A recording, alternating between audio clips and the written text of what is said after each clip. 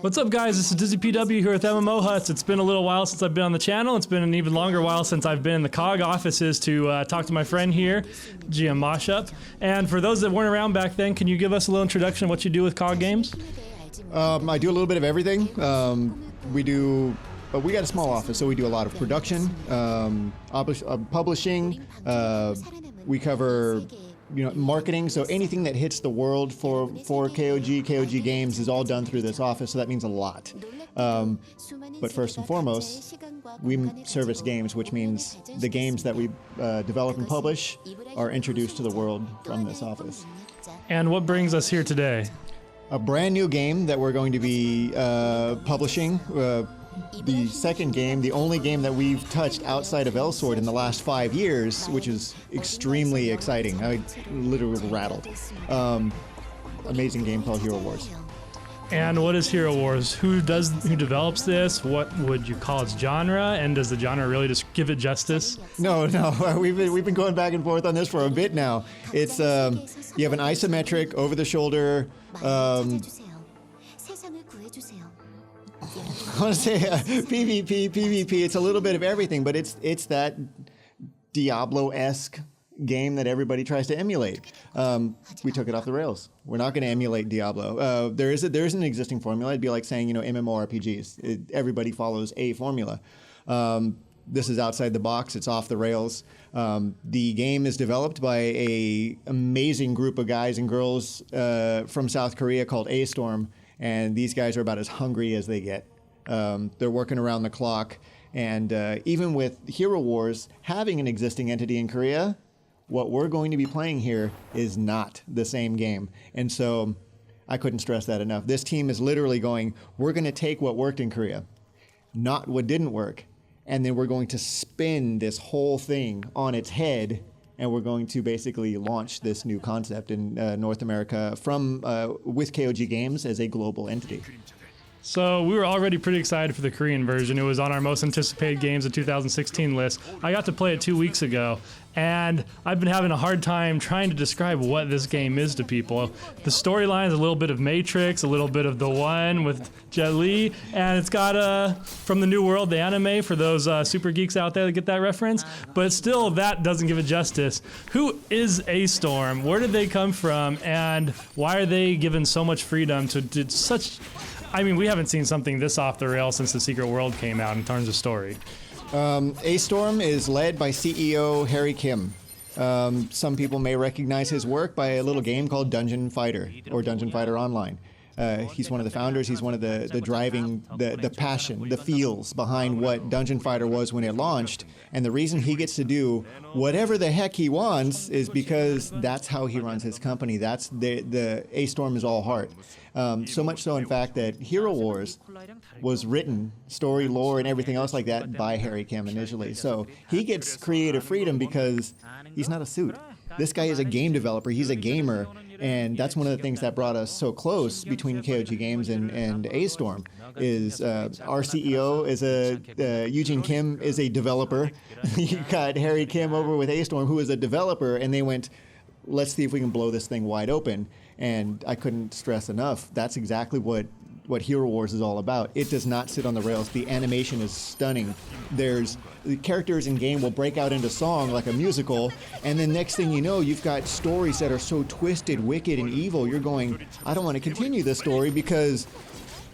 Gets you right in the feels. It gets you in the feels. Oh, I can't stress that. We can kind of touch base on that a little bit later, and I'm going, it's bloody, it's dangerous, it's sexy, it's funny. They don't take themselves seriously.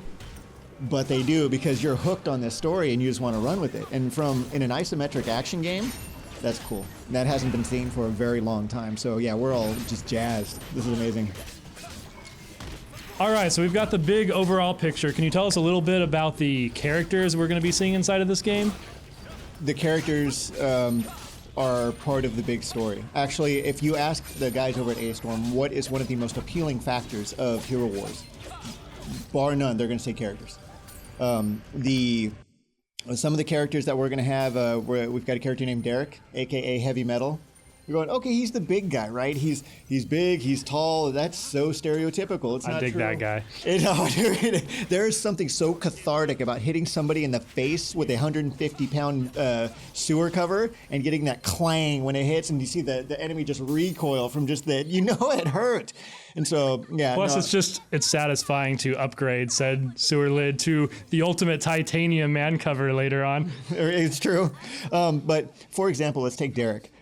He's not just your big run-of-the-mill, okay, we need a big guy who does a lot of damage. It's formulaic. Derek's different.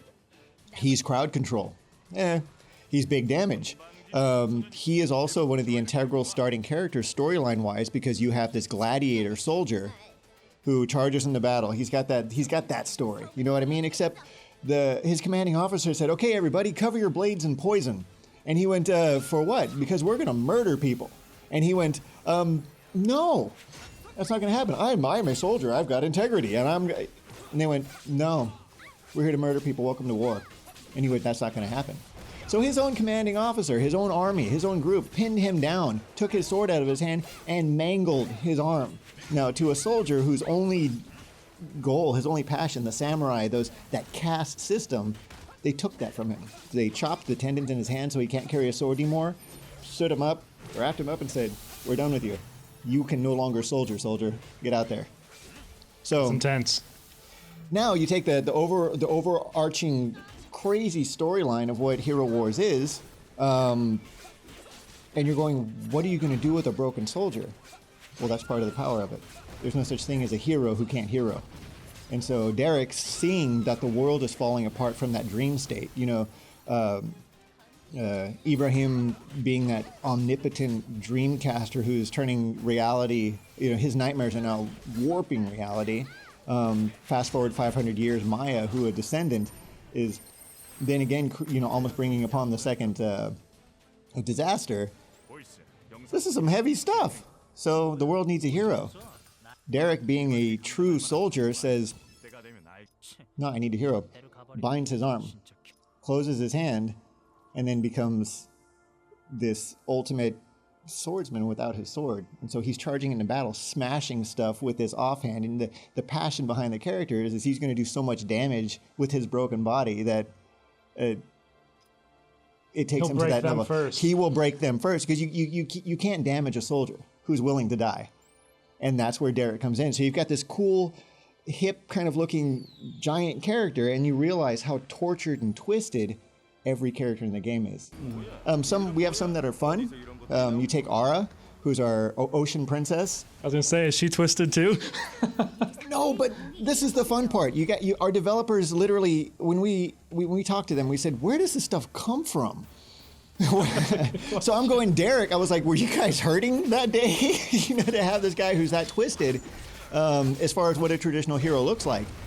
Where did Ara come from? Ara is our little cute, obnoxiously cute, blue-haired lolly princess. I'm going to use it. Sorry, guys. We said, where did she come from? They said, the fields. They said, when we were young, one of the most fun things in the world to do was go out and play in the water. Get into super soaker fights, go down to the water park, twist the top off of a fire hydrant, water goes flying everywhere. And they said, when we create characters, we want people to understand that we are casting those feels into these characters, and that's where they come from. So Ara is the embodiment of the personification of what it was like to be young and have fun and play in the water and have that concept. Personified in this little girl who's literally, she shoots water cannons out, jumps on giant whales, jumps onto an inner tube and goes flying up. Oh God, she's amazing, absolutely amazing. So the flip side, how can you have this super fun, giggly character in this world? Well, she's literally the princess of the ocean. The ocean is what destroyed the world in the Second Coming when Ibrahim had his dream and he dreamt the apocalypse upon the world. That's her home. And so to literally be the princess of the most destructive force on the face of the planet, there's your twist, there's your spin, and you're going to find out more about Ara throughout the game. I don't want to tell you all the whole stories, but every single one of the stories, they unfold as you play through the game. They add to it. You find out about all of these backstories and the twisted perspectives. the last character I'd kind of jump into. There's more. There's more. There's 15 at launch, right? There'll be 5 at launch. 5. But it's going to change. So what you see on the website right now is not what's going to go into game for CBT versus the open beta versus the game launch. And so you're going to see a lot of change up. And in the end, yeah, we're looking at 15 plus characters, and it's not going to stop. They're still developing characters. A character by the name of B. Big demon mask, skinny guy, big blades, fast intercept. Very twitchy character to play. You got a character named B. B looks like he came straight out of some of the more violent ultra anime that a lot of people are familiar with right now. Some of the most popular. His inspiration is pretty solid. Big giant butcher blades, fast intercept, very twitch-driven character. So we talked earlier about Derek, heavy metal. He's the banger. He's the heavy hitter. Aura, super fast, super mobile, shooting water all over the place. A lot of area, a lot of crowd control. Now we got B. The fast intercept, very twitchy, explosive. I mean, you got to see a little bit when you looked at the game before. That everything's just, there's blades, blood, and explosions everywhere with this guy. His backstory is not fun. Surprising. Right? Where are we going to take this story? B was tinged with the blood of some... I'm not going to go too much into the storyline because it actually blows it wide open for this character. His blood was corrupt. He was afflicted. His affliction was so powerful that every aspect of his being is racked with pain. I mean, he can't think. I mean, it's literally affecting his ability to function, not just bodily, physical pain. Everything. He can't think right. He can't talk right. He can't, I mean, he's just stricken. So he's on painkillers. He's on whatever it takes in order to give him the 3 seconds of serenity so that he could function as a human being. Well, what that did to B was gave him the ability and the capacity to fight through pain. Charge headlong into any circumstance with reckless abandon, because if you have somebody who cannot even think without severe agonizing pain, he doesn't care if he lives or dies. Wait, I die and the pain stops? What? But he refuses to give up on his humanity. He refuses to give up on that aspect. But when he charges headlong into battle and he snaps, and he literally explodes, reckless abandon, why jump over the wall when you can go through it? And that's how B plays.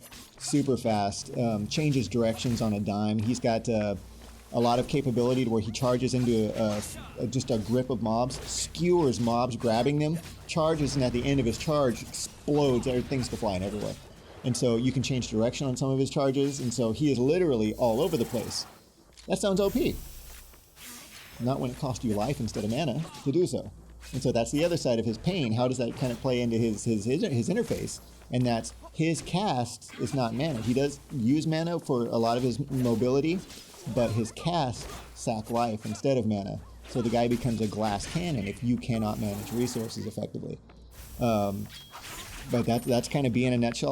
But he's another one. I can't give too much information on the story because then it kind of takes away from everything going into the game, and you'll see that storyline expand. I can just say it's exciting. It's not very often you can talk to someone behind a game and ask them to tell you about the gameplay, and they can just be stoked and nerd out about the characters and what they do without even mentioning what the game's about. That just shows how excited this team is about it, and having played it, I'm right there with them. This game, every single character feels like a completely different experience. Normally, you wouldn't see that much replayability in a game like this, but tell us about the typical mission, how it plays out, how the story intertwines with it, how you can do it multiplayer. It's fun. So this isn't a grind fest. You don't start the game and then say, okay, well, I fought that boss, now I have to go back and grind it out. You know, if you want to compare to games like Diablo, Marvel, and stuff like that. Well, he didn't drop the loots, and so I'm going to go back and hammer that boss or that level until I'm just numb at the core gameplay. You lose that immersion, you lose that storytelling. That's what AStorm focused on. So one of the most amazing parts of HeroWarz was its story. But if you get so caught up in gameplay that you now lose sight of the visuals, you lose sight of the story, you lose sight of the immersion, then they said the game's broke. They're not doing their job as a developer. So what they do is when you jump into game, you start at the tutorial. The tutorial looks bright and fun and green, almost like, you know, something out of like a Super Mario land.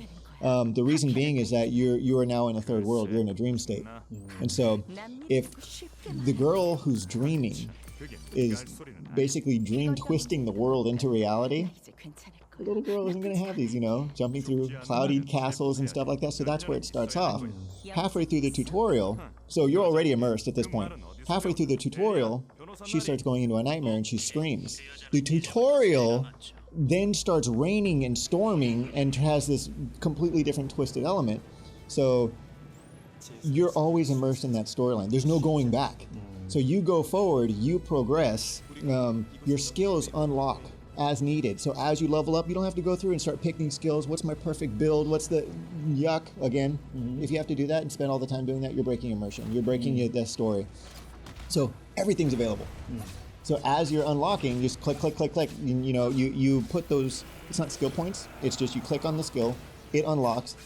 Now it's in your toolbar, use it accordingly, whether you're using hotkeys or whatever. 2 different modes of play, mouse play, keyboard play. Very similar to most isometrics in isometric style games. They do that because that's what we're familiar with. They don't want to get crazy with controls because if you have to think about the controls, you're not thinking about the game. So that's where the formulaic stuff comes into play, but it comes into play from a more, I want to say intuitive point. Let players play the way they want to play so that they can focus on the game. Back to the tutorial, you start talking to a couple NPCs and you recognize some of the names. They look a little funky, but gods. And they're going, hey, we're going to get you out of here. And going, no, I'm in a dream world, now I'm talking to gods. The dream state is so powerful. Was it like Greek gods or? Yes, okay. So we'll release some of the info. Yeah, they're Greek gods. But Hermes has like 10 watches all the way up his arm. It's like I said, they get to do whatever they want. So he's still Hermes. He still represents the aspects of the Greek god, but with their own twist. They get to think completely outside the box. And he's going, "We need to get you out of here. We need to help you, and we need to fix this." And they say, "Why?" And they say, "Her dream is so powerful. It's not only affecting Earth. It's actually bleeding into the third realm or the other realms." And they're like, "No, we're going to help you. This is insane." And so you're in that third realm because they need to get you past all of the destruction in the world and near where all the damage is going place so you can start where the story's at. So you leave the tutorial and you immediately go into, or given the option to go into, the next story. So you can just start continuing the quest. Go right into the thick of it. You're no longer in the tutorial now. You can start getting into some of the more core gameplay. The party system, you want to play with your friends, right? It's still an online game, is amazing. It's not like, hey, looking for a group. You can, if you jump online with your buddies, you can team up. But if you're standing next to a buddy that you want to team up with and you want to go right into the next level, I pull up my mount. My mount is a rolling Dempsey dumpster pushed by a rat that has a boombox strapped to the front of it, and I can hold up to 4 people. Everybody who jumps into my mount with me is now teamed up with me. So everybody who's rolling with me, my homies, if you will, as soon as I start the next match, we all start together. Well, what about the disparity in level? It takes all the high-level guys and drops them down to your level so that you are all enjoying the same experience as it was designed to be experienced. That's party play. It can go the other way, and it will take your low-level guy and bump you up to their level. Oh, that's neat. But all it does is it bumps up what skills you currently have. Now, there might be some change to this a little bit. It's still a work in progress. But it'll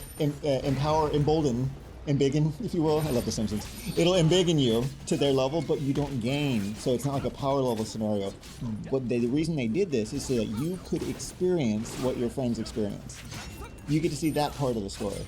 And so that's pretty much the party play in a nutshell, but it's still very linear. It's still from start to finish. No matter how you go at it, you still experience the story. You still see the cutscenes.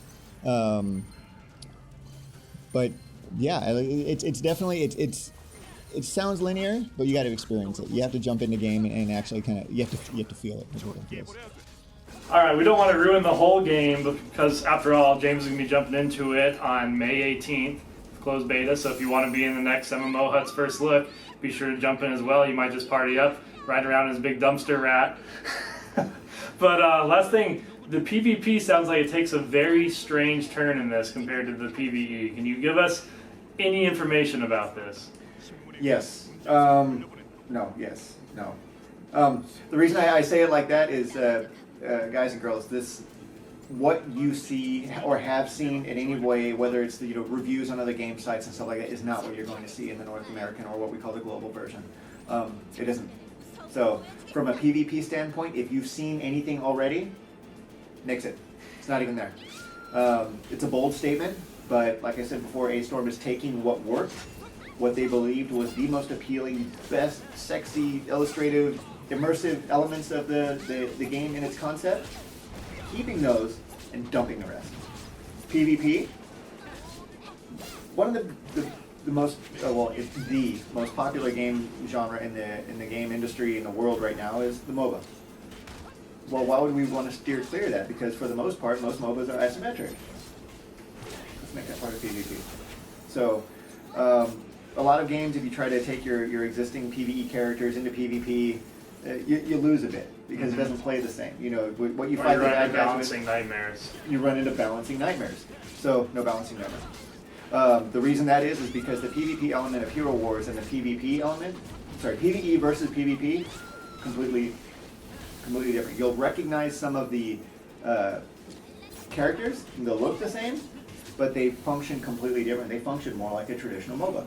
So you don't have all the gear. You don't have all the super crazy area of effect skills and stuff like that. You now have a character, the same character, who has been retooled to function in a balanced MOBA PvP environment. You will see some references back and forth between PvE and PvP, but only from a number standpoint. If you win, what do you get? If you lose, what happens? Stuff like that. But as far as, does your gear come with you? No. Does all of your crazy skills and stats and RNGs come up? No. It is completely separate. There are some loose ties as far as your account goes, but no, they're completely separate. The character roster. Well, 15 characters, how crazy can you get? MOBA games have, we've got 100 characters, we've got 45 characters. You get to play the bosses of the game in PvP. So, you run into a character, one of my favorite characters is a sexy gal called Aki, who's this looks like a Italian model, who turns into a spider queen. She turns into this repulsive, nasty thing, and guess what you get to do in PvP? So if you unlock Aki, now there is some unlocking when it comes to competitive PvP, but if you go into more the sparring side where there's no records, you get to look at this huge roster of both the playable characters and a lot of the boss mobs, sub-bosses, stuff like that. They're all there, and that list is going to continue growing. You might notice that some of the playable characters aren't in there. That's because they're being retooled. They're trying to find that balance. Well, they're getting retooled for PvE and storytelling, and they're getting retooled for PvP because they need to make sense on both sides. Are they balanced on this aspect, but not so much balanced over here? It's getting redone.